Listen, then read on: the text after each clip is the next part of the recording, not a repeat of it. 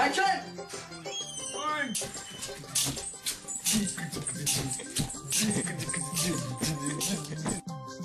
Start action!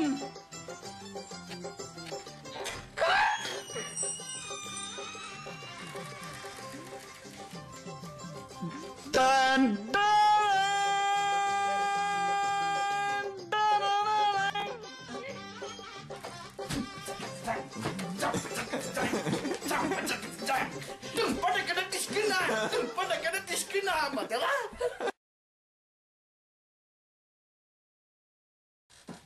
പ്രധാന വാർത്തകൾ. ഞാൻ ഇന്ന് പുതിയ വീഡിയോ അപ്ലോഡ് ചെയ്തു യൂട്യൂബിൽ. Best flights in the world എന്ന് സെർച്ച് ചെയ്യുക. നല്ല വ്യൂസും നല്ല കമന്റുകളും നല്ല റേറ്റിംഗും കൊടുക്കണം. നമ്മുടെ ഫൻഷാദ് നാട്ടിലോട്ട് പോകുന്നു. 12-ാം തീയതി കാർഡിഫിനോടും UK-നോടും വിട പറഞ്ഞു. എന്റെ നമ്പറിൽ കള്ളത്തരം കാണിച്ചു പോകുന്നു. എന്നെയും ഫൻഷാദിനെയും നെക്സ്റ്റിലെ ജോലിയിൽ നിന്നും പുറത്താക്കി. എന്താണെന്ന് അറിയില്ല, ഞങ്ങളുടെ കയ്യിലിരിപ്പുകൊണ്ടാണെന്ന് അറിയില്ല. അതൊരു വാർത്ത. പിന്നെ കേരളം ഇന്നും നോക്കിക്കൊണ്ടിരിക്കുന്ന ഒരു വാർത്തയുണ്ട്. സോണി സൈബർ ഷോട്ടിന്റെ കൊലപാതകി ആര്? ഫൻഷാദ് ആണോ അതോ കേരള മുഖ്യമന്ത്രിയാണോ? നിങ്ങളുടെ ഉത്തരം ഫൻഷാദ് എന്നാണെങ്കിൽ 186 യെസ് എന്നും, ഫൻഷാദ് അല്ല എന്നുണ്ടെങ്കിൽ 186 നോ എന്നും മെസ്സേജ് അയക്കുക. ഇതിനെപ്പറ്റി 1 മണിക്കൂർ നീണ്ട ഒരു ചർച്ച ഞങ്ങളിൽ. പിന്നെന്താ, സ്പോർട്സ് തളച്ചാട്ട മത്സരത്തിൽ 186 വീണ്ടും ചാമ്പ്യന്മാരായി. അടുത്തതായി കാലാവസ്ഥ. കാർഡിഫ്. ഇന്നത്തെ റിപ്പോർട്ട് പ്രകാരം ഇവിടെ മഴ പെയ്യാൻ ഒട്ടും സാധ്യതയില്ല. നേരെ നല്ല വെയിലിന് സാധ്യതയുണ്ട്, ചിലപ്പോൾ മഞ്ഞിനും സാധ്യതയുണ്ട്, ചിലപ്പോൾ കാറ്റിനും സാധ്യതയുണ്ട്. ഇന്ന് എന്ന് വെച്ചാൽ മഴക്ക് മാത്രം സാധ്യത. അയ്യോ മഴ ഓടി വരല്ലേ, അയ്യോ ചോർച്ച തടയും TNT കമ്പി. ഇന്നത്തെ വാർത്തകൾ അവസാനിക്കുന്നു. ഇനി നമ്മൾ നേരത്തെ പറഞ്ഞതുപോലെ സ്റ്റുഡിയോയിലോട്ട് പോകാം. അവിടെ നമ്മുടെ സോണി സൈബർ ഷോട്ടിന്റെ കൊലപാതകി ഫൻഷാദോ, നിങ്ങൾ നേരത്തെ പറഞ്ഞതുപോലെ ഉത്തരം യെസ് എന്നാണെങ്കിൽ 186 യെസ് എന്നും, നോ എന്നാണെങ്കിൽ 186 നോ എന്നും SMS ചെയ്യുക. അല്ലെങ്കിൽ ഞങ്ങളുടെ 186 city road Malappuram heroes work ചെയ്യാത്ത റൂട്ടർ ഉണ്ട്, അതിലോട്ട് മെയിൽ അയച്ചാലും മതി. അപ്പോൾ നമുക്ക് സ്റ്റുഡിയോയിലോട്ട് പോകാം.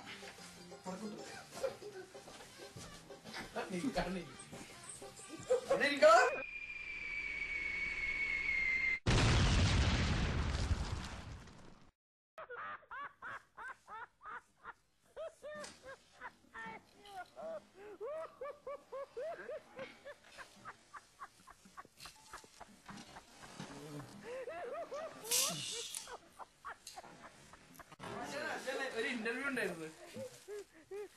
താങ്കളുടെ ഈ എക്സ്പീരിയൻസ് ഒന്ന് വ്യക്തമാക്കാമോ? ഇത് എങ്ങനെ പൊളിച്ചിട്ട് എങ്ങനെ സാധിച്ചു?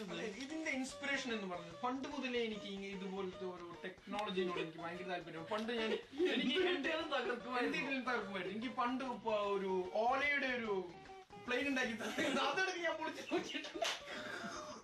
ടെക്നിക്കലി പറഞ്ഞാണ്.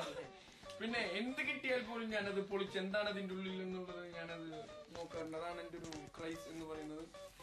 ഞാനൊന്ന് ചോദിച്ചോട്ടെ, പ്രത്യേകിച്ച് ഇതിന്റെ ഗുണമെന്ന് ഞാൻ ഇത് കാശ് കൊടുത്ത് മേടിച്ച സാധനമല്ല.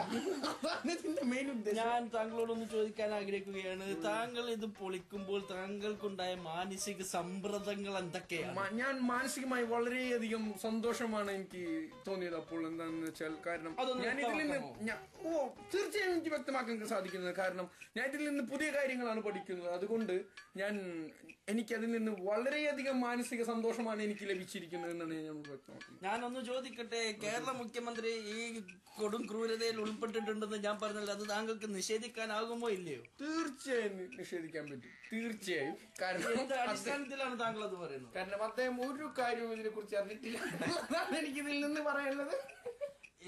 പ്രതിപക്ഷം പറയുന്നത് കേരള മുഖ്യമന്ത്രിയും ആ പാർട്ടിയുടെ തന്നെ സംസ്ഥാന സെക്രട്ടറിയും നേരിട്ട് ഇൻവോൾവ് ആയ ഒരു കേസാണെന്നാണ് പറയുന്നത്. ഈ ഒരു സാഹചര്യത്തിൽ താങ്കൾ അല്ലെന്ന് പറഞ്ഞു കഴിഞ്ഞാൽ പ്രതിപക്ഷക്കാർ പറയുന്നത് നുണയാണെന്നാണോ താങ്കൾക്ക് ഉദ്ദേശിക്കുന്നത്? അതായത് ഞാൻ അങ്ങനെയല്ല ഉദ്ദേശിക്കുന്നത്. സത്യം പറഞ്ഞാൽ ഇവരതിൽ ഇടപെട്ടിട്ടുണ്ട് എന്ന് പറയുന്നതിൽ എനിക്ക് വിഷമമുണ്ട്. എന്നാൽ പോലും അവർ ഇടപെട്ടിട്ടില്ല. അപ്പോൾ താങ്കൾ ഒരു കൊടും ക്രൂരതയിൽ അംഗമായില്ലേ?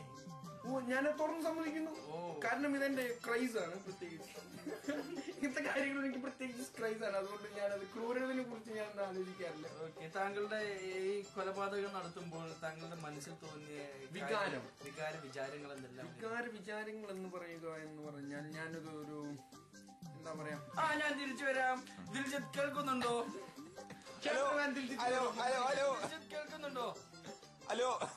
ദിൽജിത്ത്, നമ്മുടെ പ്രിയപ്പെട്ട ഫൻഷാദ് കൊലപാതകി പറയുന്നത് എന്താന്ന് വെച്ചാൽ മുഖ്യമന്ത്രിക്ക് ഇതിൽ ഇടപാടില്ല എന്നാണ്. പക്ഷെ പുള്ളി പറഞ്ഞു വരുമ്പോൾ മുഖ്യമന്ത്രിയാണ് ഇതിലെ ഒന്നാം പ്രതി. താങ്കളുടെ അഭിപ്രായത്തിൽ താങ്കൾ ഇപ്പോൾ നിൽക്കുന്നത് പ്രതിപക്ഷ MLA-യുടെ വീടിന് മുന്നിലാണല്ലോ. അവിടുത്തെ സമരവും പിക്കറ്റിങ്ങും കണ്ടിട്ട് താങ്കൾക്ക് എന്താണ് ഇപ്പോൾ തോന്നുന്നത്? എന്താണ് താങ്കളുടെ അഭിപ്രായം? ആരൊക്കെ എന്ത് പറഞ്ഞാലും മുഖ്യമന്ത്രി രാജിവെക്കണം. ഞാൻ തിരിച്ചു വരാം മിസ്റ്റർ സ്റ്റുഡിയോയിലോട്ട്. വീണ്ടും ഞാൻ തിരിച്ചു വരാം സ്റ്റുഡിയോയിലോട്ട്. മിസ്റ്റർ ഫൻഷാദ്, അപ്പോൾ പിന്നെ താങ്കൾ പറയും, താങ്കൾക്ക് ഈ ക്യാമറ എവിടുന്ന് കിട്ടി? ഈ ക്യാമറ ഇതിന്റെ സോഴ്സ് എനിക്ക് വ്യക്തമാക്കാൻ എനിക്ക് ഇത് തന്ന ആളുകൾ സമ്മതിക്കുന്നില്ല. അതുകൊണ്ട് താങ്കളുടെ ചോദ്യം അസ്ഥാനത്തായിരിക്കുകയാണെന്നാണ്.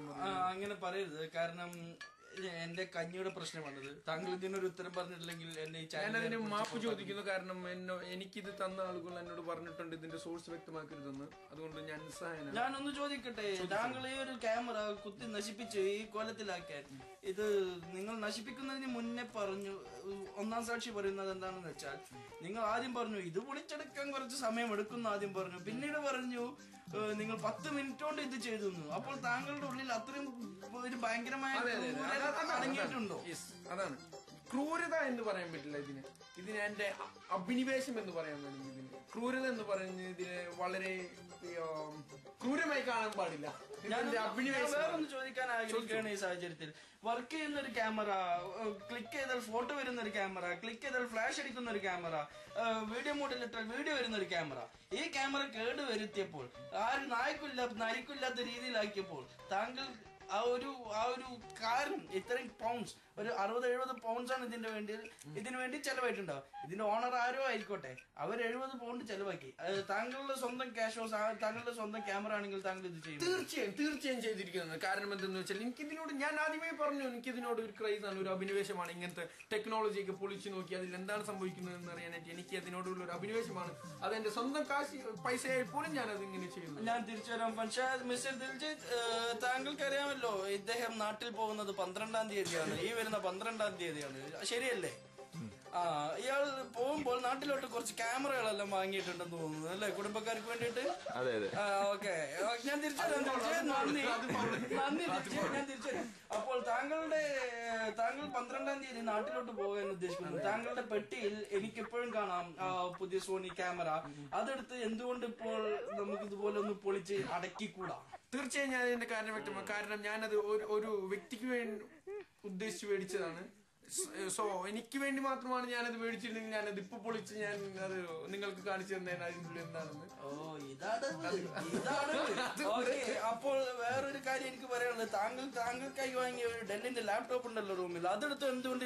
തീർച്ചയായും ഞാൻ പൊളിക്കുന്നതാണ്.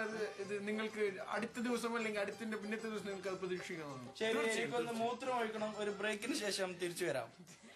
അവളാച്ചി ചുക്കുമറിക്കണ ചൂളാപ്പ മറിയം വന്ന വിളക്കൂതി ഫു ഫു ഫു ഹായ് അക്കളപുത്ര തവളാച്ചി ചുക്കുമറിക്കണ ചൂളാപ്പ മറിയം വന്ന വിളക്കൂതി ഫു ഫു ഫു. What's this knob do?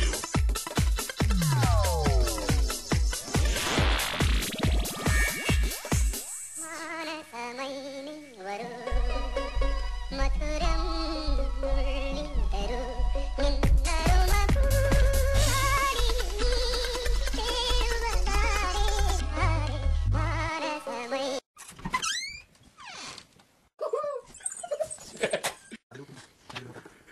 അണിയറ പ്രവർത്തകർ ഫൻഷാദ്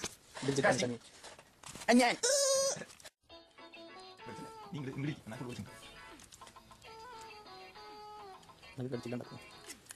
സ്ക്രീൻ 1, സ്ക്രീൻ 2, സ്ക്രീൻ 3. എങ്ങനെയുണ്ടായിരുന്നു ക്യാമറ? ഇതാണ് താങ്കളുടെ പണിയായത്? ഇതാണ് എന്റെ പണി. കത്തി നിൽക്കട്ടെ, ബാക്കി ചെറിയ നിൽക്കട്ടെ. ഓ, 2 നിൽക്കട്ടെ, സ്മോൾ നിൽക്കട്ടെ.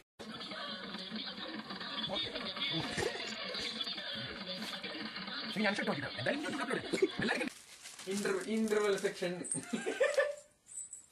എന്തോ 4-5 ഫോട്ടോ എടുത്തുകൊണ്ട്